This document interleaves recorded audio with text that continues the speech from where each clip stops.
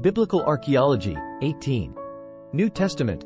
The New Testament records the history of the relationship between God and Christians. Archaeology and extra-biblical history confirm many of the historical details mentioned in the New Testament. In this video series, we discuss various examples. Tomb of Herod. Israeli archaeologists discovered the tomb of Herod the Great, whom Caesar and the Roman Senate called King of the Jews. He was in power when Jesus was born, 2007. Caiaphas, high priest and prosecutor. WHO sentenced Jesus to death. Matthew chapter 26 verse 2-3, 57, 63-65. Luke chapter 3 verse 2. John chapter 11 verse 49, 51, 18, 13, 14, 18, 24, 28.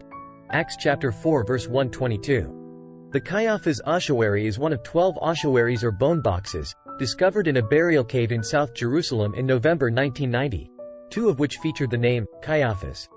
The especially beautiful ossuary is twice inscribed, Joseph, son of Caiaphas, and held the bones of a 60-year-old male. James, brother of Jesus ossuary. Tombedi wrote, Now all the scientists were in agreement.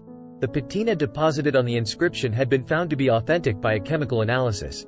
In addition, a microorganism was found on the inscription and on the ossuary, a fungus that takes at least 100 years to expand by a few inches.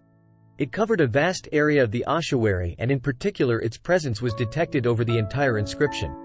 This meant that its dating had to be forcibly backdated to many centuries ago, approximately to the 1st century AD, and the same applies to the entire epigraph.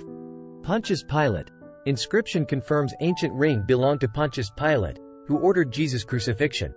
The name of Pontius Pilate, the Roman official who ordered the crucifixion of Jesus Christ according to Christian scripture, has been deciphered on a bronze ring discovered some 50 years ago near Bethlehem.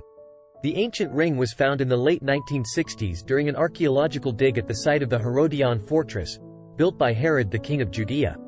Pilate was the Roman governor of Jerusalem in the years 26 to 36 who also ran Jesus' trial. The stamping ring bears a picture of a wine vessel surrounded by Greek writing that translated into Pilatus.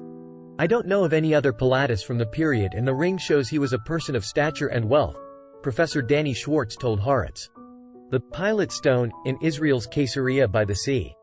In June 1961, while working in the Mediterranean seaside ruins of Caesarea Maritima, a team led by the Italian archaeologist Antonio Frova found a sizable piece of limestone, slightly more than 0.8 meters wide and somewhat less than 0.7 meters high, that bears the name of Pontius Pilatus.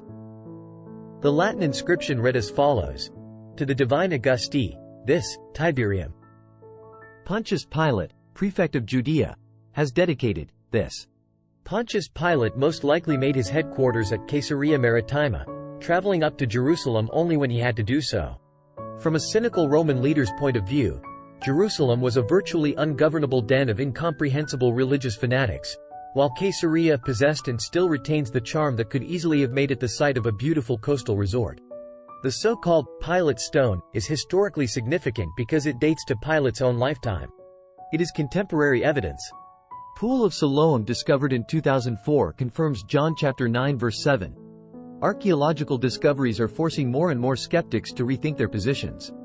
The actual, genuine Pool of Siloam that was in use in Jesus' day was accidentally discovered in 2004. During construction work to repair a large water pipe south of Jerusalem's Temple Mount, at the southern end of the ridge known as the City of David, archaeologists began to uncover what we now know as the Pool of Siloam. Numismatic evidence, coins from the late Hasmonean period, about 90 BC, and from the Jewish Revolt, about 63 AD, prove that this pool was in use in Jesus' day. This and other evidence has convinced archaeologists beyond any doubt that this was indeed the Pool of Siloam in John chapter 9. Conclusion.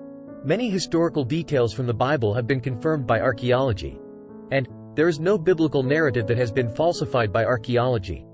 The Bible can be trusted as a collection of historical documents. Thanks to Michael Moat for compiling this information. Thanks for watching. Please like, share, and subscribe.